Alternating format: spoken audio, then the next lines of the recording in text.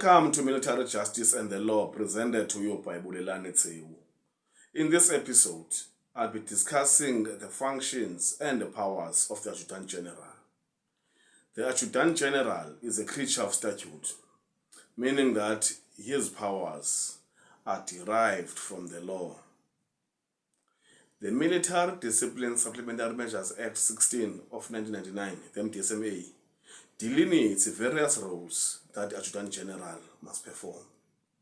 However, the focus in this episode is on three of those roles, namely managing the administration of military justice, issuing assignments to various categories of military law practitioners, and advising the Minister of Defense and Military Veterans, the Minister.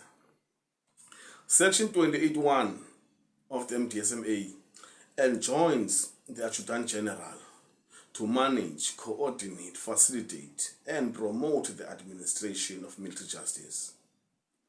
Basically, the Adjutant General must ensure that the military justice system is administered effectively and efficiently. The seat of the Adjutant General is in Pretoria. However, the Defense Legal Services Division has satellite offices across the country, and they are located in Cape Town, Durban, Bloemfontein, Polokwane, and Tabatswane. Officers in charge of these satellite offices are known as the local representatives of the Adjutant General. As the name local representative of the Adjutant General suggests, these officers are an extension of the Adjutant General in their area of responsibility. The Adjutant General and the local representatives must monitor the progress of cases in order to eradicate long outstanding matters. Eradicating long outstanding matters is consistent, or rather gives effect, to the right to a fair speedy trial as enshrined in Section 35.3 of the Constitution of the Republic of South Africa 1996, the Constitution. The right to a fair speedy trial is important because it protects the accused from having to live under a cloud of suspicion and uncertainty with regards to his or her legal fate. So in my view, it will be inconsistent with the MDSMA and the Constitution if the Adjutant General were to prioritize activities that are unrelated to the administration of military justice, especially if those activities do not provide the South African National Defence Force with a definite military advantage. However, the Adjutant General may be justified, or will be justified, if he holds the proper functioning of military courts on the basis of deploying military law practitioners during military operations. But the Adjutant General will not be justified if ever he places emphasis or prioritizes excursions, for example, where military law practitioners would be made, to go have a walk on the beach or hike in the Table Mountain. That will be inconsistent with the Constitution and the MDSMA. Besides being appointed to serve in the South African National Defence Force, military law practitioners may be assigned to various functions. Within the Defense Legal Services Division, an assignment is a document that the Adjutant General or the Minister issues to a military law practitioner, which inter alia contains the incumbent's name, the function that he or she is to perform, and for what duration. Accordingly, the Adjutant General may assign military law practitioners to serve as defense counsel, prosecution counsel, and Review Council. Also, the Adjutant General may assign military law practitioners to function as legal advisors to the chiefs of armed services as well as the chief of the SANDF. Other military law practitioners may be assigned to provide institutional knowledge to state attorneys in circumstances where the SANDF is basically a litigant before civilian courts. Section 39(1) of the Constitution stipulates that when interpreting the legislation, we must take international law into account. Article 82 of Additional Protocol 1 to the Geneva Convention makes it clear that parties in an armed conflict must make available legal advisors in order for them to advise operations commanders, especially with regards to the laws of armed conflict. South Africa has since domesticated the Geneva Convention through the implementation of the Geneva Convention Act 8 of 2012. The role of the military law practitioners in an armed conflict is that of advisory. It is not to command. Command vests with operations commanders. So in this connection, the Adjutant General may assign military law practitioners to function as operational legal advisors. Importantly, the Adjutant General is not empowered to assign military judges and directors in the Legal Services Division. That power vests with the minister. However, the Adjutant General wields enormous influence in that regard, because Section 14 of the MTSMA provides that the minister shall assign directors and military judges based on the advice of the Adjutant General. So the Adjutant General has discretion as to who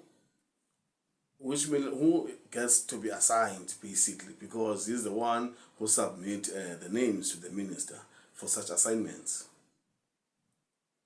There's a concern here, because human element may creep in in circumstances where power is concentrated on a single individual, in the sense that there is likelihood that the Adjutant General may recommend people who are in his orbit who happen not to basically have a proper legal acumen.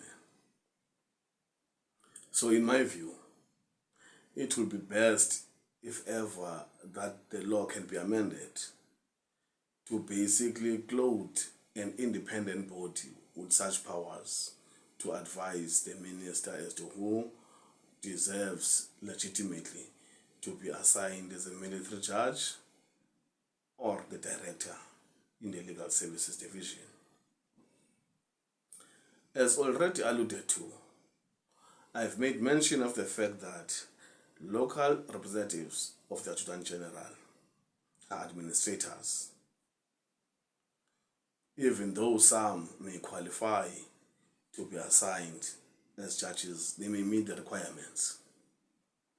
But in my view, it will be unconstitutional if the Adjutant General were to advise the minister to assign local representatives of the Adjutant General to serve as judges, by reason that the accused person has a right to be tried by an independent and impartial court. So it is problematic for me when a person who is a member of the executive can basically also serve as a member of the judiciary, as a military judge. It will be problematic, really. It will make sense. Even though some of these local representatives, when serving as judges, they may grant or rather provide the accused person fair trial, but that is not a test here. There is a perception or a likelihood that they are not going to be fair, or rather they will be biased in favor of the government to the detriment of the accused person. So, in my view, local representatives of the Adjutant General should not be assigned as military judges, because doing so will be to relegate that military court to a status of a kangaroo court, because kangaroo courts are presided over, by presiding officers who are not independent and impartial in the ordinary sense of the word. Therefore, it will be wrong, really, in that sense. So, in this episode, I've made mention of the fact that the powers of the Adjutant General are prescribed in the MDSMA. And at the heart of those powers is that the Adjutant General must manage the administration of military justice. I've outlined that it will be inconsistent with the Constitution and MDSMA if the Adjutant General prioritizes excursions like walk on the beach or even hikes in the Table Mountain. That will go against Section 35(3), to be precise, of the Constitution. I've stated that the Adjutant General is empowered to issue assignments to various categories of military law practitioners, and other military law practitioners can be assigned as operational legal advisors.